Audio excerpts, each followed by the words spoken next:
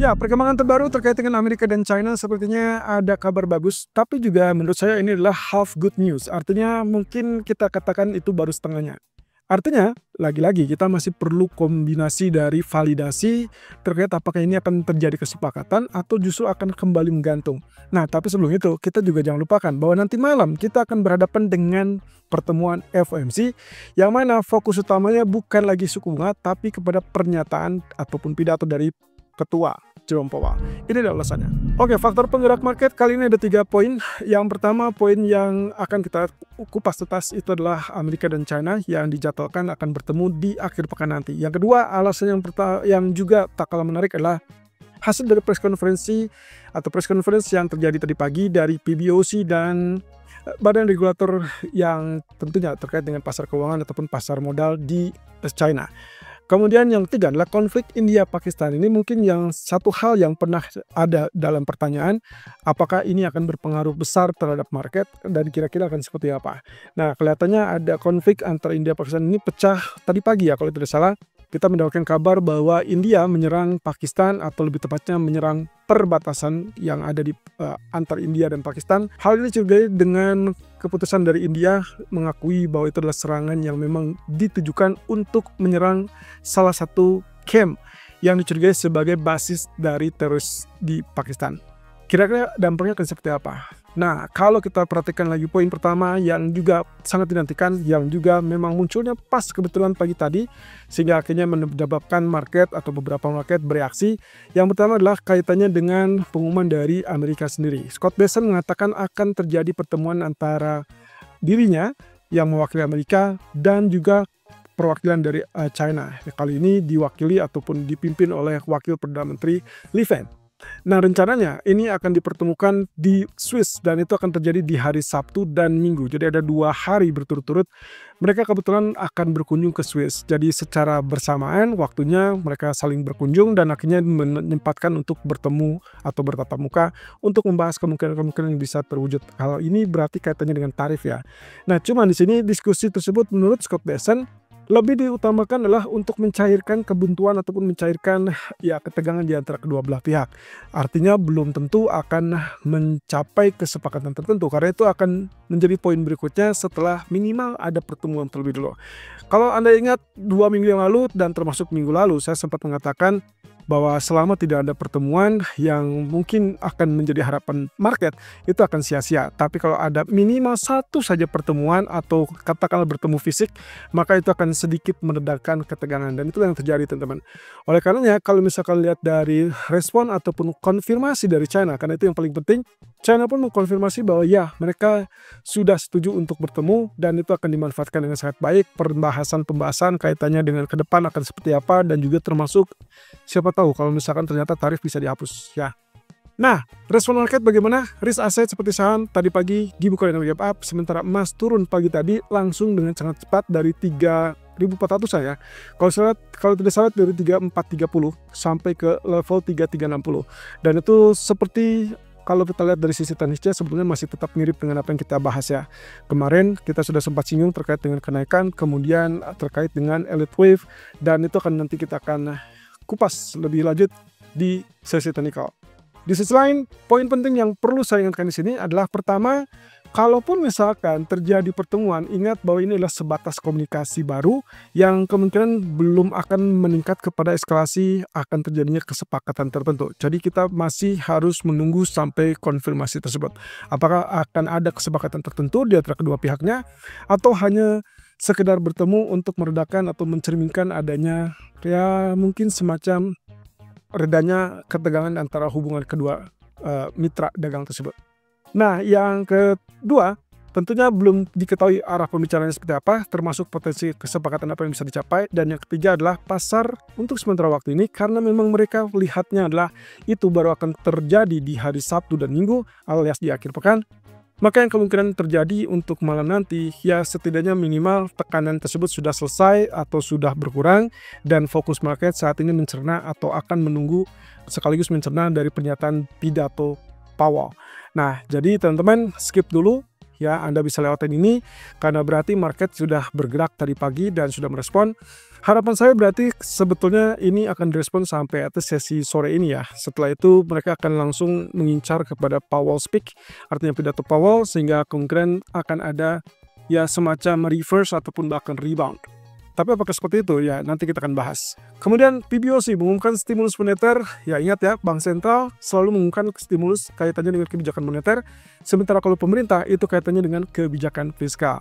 Sejauh ini kita belum pernah mendapatkan apa yang disebut-sebut sebagai pemangkasan triple R atau Reserve Requirement Ratio yang selalu didengungkan oleh PBOC atau Gubernur PBOC dalam 2 atau 3 bulan terakhir. Akhirnya, tadi pagi, kabarnya adalah terkait dengan pemotongan ataupun pemangkasan beberapa suku bunga. Yang pertama, suku bunga LPR, Loan Prime Rate 10 basis point, jelas itu langsung dipangkas. Kemudian yang kedua adalah pangkas reverse repo 7 hari, 10 basis point, dari 1,5 menjadi 1,4%, di mana reverse repo ini sebetulnya kalau di kita mungkin lebih kepada suku bunga utama ya, yang menjadi acuan market dan juga kredit. Kemudian yang kedua adalah pangkas triple R yang akan dimulai 15 Mei mendatang, dan itu adalah sebesar 50 basis point, persis dengan apa yang dijanjikan oleh PBOC. Oke, berarti kita punya waktu seminggu ke depan. Kalau itu berlaku efektif, berarti kita akan lihat mungkin dorongan ataupun optimisme pasar terhadap Hang Seng ataupun bahkan market atau pasar ekuitas China harusnya akan tumbuh segera. Walaupun pagi ini kita lihat justru sebaliknya ya, dibuka dengan gap up tapi kemudian dia turun. Tapi apakah ini akan menjadi pertanda bahwa ini adalah koreksi yang singkat kemudian akan menjadi kesempatan? Ya, saya rasa harusnya seperti itu secara teorinya. Yang kedua, ini kaitannya dengan stimulus moneter lain.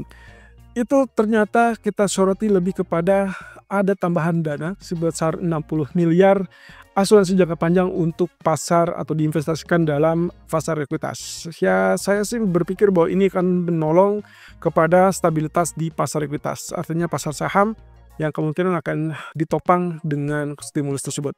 Yang kedua adalah ada beberapa inisiatif baru. Ini kaitannya dengan sektor properti yang bermasalah. Jadi tuntutan ataupun runutannya di sini harusnya ini akan menjadikan kebangkitan ekonomi untuk China. Sekali juga mereka melihat untuk mengantisipasi dampak in case ternyata tidak terjadi kesepakatan apapun dengan Amerika. Saya jadi berpikir teman-teman, apakah ini kebetulan? Karena press conference dimunculkan hari ini, kemudian pagi tadi sebelum press conference, China mengumumkan bahwa mereka sepakat untuk bertemu dengan Amerika. Kalau saya berpikir bahwa apa yang dilakukan oleh PBOC ini akan mengantisipasi gejolak pasar kalau ternyata terjadi sesuatu hal yang katakanlah tidak diinginkan. Salah satunya, misalkan tidak terjadi kesepakatan di pertemuan hari Sabtu nanti. Wah, ini sekedar teori, tapi apapun itu sepertinya cukup masuk akal ya. Nah, kemudian dampaknya harusnya seperti apa sih? Dampaknya harusnya kita lihat kenaikan, dan terutama untuk pasar ekuitas Cina jangka medium ataupun bahkan jangka panjang, terutama kaitannya dengan stimulus moneter ya. Kita tinggal tunggu kalau misalkan stimulus moneter ini dipadukan dengan stimulus fiskal dari pemerintah, yang mana memang itu sangat dinantikan oleh para pelaku pasar sejak akhir bulan ataupun bahkan akhir tahun kemarin. Saya rasa ini akan menjadi suatu hal yang cukup fantastis. Cuman masalahnya adalah kapan? Kita belum tahu apakah pemerintah akan segera menunjukkan kebijakan fiskal tersebut apa tidak. Lalu kemudian terkait dengan konflik India dan Pakistan, saya tidak melihat ada konflik yang serius ataupun yang sejauh ini tidak terlihat sangat berdampak signifikan kepada global, teman-teman. Kalau Anda lihat emas bergerak seperti ya tadi yang kita bahas kaitannya dengan harapan bahwa akan ada pertemuan dari Amerika dan China, kemudian di malam hari nanti juga akan fokus dengan pertemuan FMC. Sementara saham gap up, kemudian dia koreksi turun, tapi saya rasa kalaupun melihat dari tekanannya nggak terlalu besar. Jadi saya simpulkan dari konflik India-Pakistan ini kelihatannya dampaknya relatif terbatas. Kalaupun iya, maka yang terjadilah bursa regionalnya, dan kita lihat di situ bursa saham dari India ataupun bahkan Pakistan kecenderungannya mengalami tekanan negatif. Ya, artinya kita tidak melihat dampaknya serius kepada harga minyak ataupun bahkan harga emas ataupun bahkan indeks saham global. Dalam hari ini berarti Wall Street masih relatif aman. Oke, berikutnya adalah kaitannya dengan suku bunga yang diperkirakan akan kemungkinan tetap atau dipertahankan tetap. Seperti bocoran dari Wall Street Journal, reporter Nick Timiraos mengatakan bahwa kecenderungannya adalah dilematis pada tangan Powell ataupun bahkan dari tangan Fed.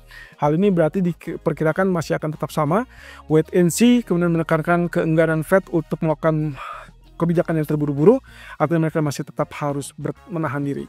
Nah, kemudian yang paling penting kalau misalnya kita lihat dari skenario kira-kira apa sih yang harus diperhatikan? Oke, kalau kita bicara tentang skenario, berarti kita perhatikan terlebih dulu apakah dalam statement itu kecenderungannya ke arah hawkish atau ke arah dovish. Hawkish itu diartikan bahwa kecenderungan kemungkinan Powell masih tetap optimis dengan kondisi ekonomi, tidak melihat ada urgensi untuk menurunkan suku bunga, lalu kemudian kalaupun lihat dari pasar tenaga kerja yang tetap solid, ya mereka masih tetap meyakini bahwa mereka tidak perlu buru-buru untuk turunkan suku bunga. Kemudian yang kedua juga tidak bicara tentang ya kalaupun ada perlambatan, sejauh ini kita masih melihat dia masih dalam satu titik poin data.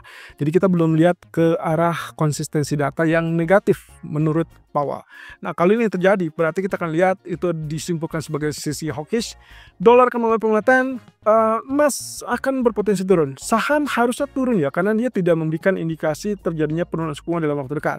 Tapi kalau lihat dari kacamata lain, misalkan optimisme Powell terhadap ekonomi yang masih solid, harusnya itu akan berdampak positif. Jadi kira-kira buy atau sell? Harusnya saya pikir ini masih bisa untuk buy, tapi hanya relatif singkat. Kalaupun misalnya kita gabungkan dengan harapan atau optimisme kesepakatan dagang antara Amerika dan Cina di hari Sabtu, ya mungkin itu other case yang bisa dipertimbangkan untuk kemungkinan kenaikan. Tapi kalau lihat dari case-nya, market sangat menantikan kemungkinan penurunan suku bunga, maka ini harusnya dampaknya negatif kepada saham. Nah, kalau sebaliknya, dovish statement atau sikap dovish, di mana itu berarti mengakui perlambatan ekonomi, mengakui juga inflasi sudah mulai ada terlihat tanda-tanda pelunakan kembali, walaupun ada ketakutan masalah tarif yang masih tetap terlihat ada ketidakpastian, tapi yang jelas di sini akan memberikan rambu-rambu yang positif untuk kemungkinan potensi penurunan suku bunga. Walaupun tidak terjadi hari ini, tapi mungkin di pertemuan-pertemuan mendatang. Nah, lagi-lagi pada kadarnya adalah tergantung atau jika data mendukung. Kalau seperti ini berarti emas akan siap-siap rebound, sehingga akhirnya kita akan ubah strategi yang tadinya sell karena berita dari AS dan China, kemungkinan akan menjadi buy karena satu sisi kita bicara tentang kemungkinan kenaikan wave 5 dalam technical analysis. Well, untuk nanti malam kurang lebih data-data menunjukkan bahwa kita masih memiliki beberapa agenda, salah satunya crude oil inventories. Tapi kalau kita lihat tadi pagi ataupun bahkan sampai siang ini, hanya ada satu data dari Jerman, yaitu factory orders yang datanya positif, harusnya berarti kita akan dapatkan kenaikan euro. Kemudian tadi sudah lihat ada pemangkasan dari PBOC. Dan akhirnya kita akan lihat inventory crude oil. Kalau tadi malam versi API itu datanya relatif jauh lebih rendah, sehingga diartikan sebagai konsumsi ataupun istilahnya adalah demand terhadap bahan bakar atau penggunaan bahan bakar relatif lebih tinggi, dan itu berarti dampaknya positif untuk harga minyak. Itu sebabnya kenapa dia naik ke level 59. Tapi untuk berikutnya, apakah nanti crude oil inventory versi EIA sama apa tidak? Saya rasa kalau lihat dari apa yang terjadi dalam beberapa waktu terakhir itu selalu berbeda. Jadi hati-hati, mungkin saja jawabannya nanti malam itu adalah terkait dengan data inventory versi EIA. Kalau datanya cenderung positif, artinya angkanya di atas 0, ya berarti yang kita dapatkan adalah konsumsinya lemah. Kalau konsumsinya lemah berarti harga bahan bakar atau harga minyak itu kecenderungan mulai penurunan. Sebaliknya, kalau angkanya ekspektasi minus 1,7 ternyata resultnya minus 2,00 atau minus 2,5 atau bahkan minus 4 juta, berarti kita akan lihat itu adalah dampak yang bisa dibilang harga akan terdorong naik kembali, dan itu berarti level 60 atau bahkan 61 bisa saja tembus. Oke, berarti selebihnya kita tetap tunggu dengan pengumuman suku bunga dari Fed, di mana dia akan pertahankan suku bunga tetap. So fokusnya adalah press conference di mana Powell akan berpidato.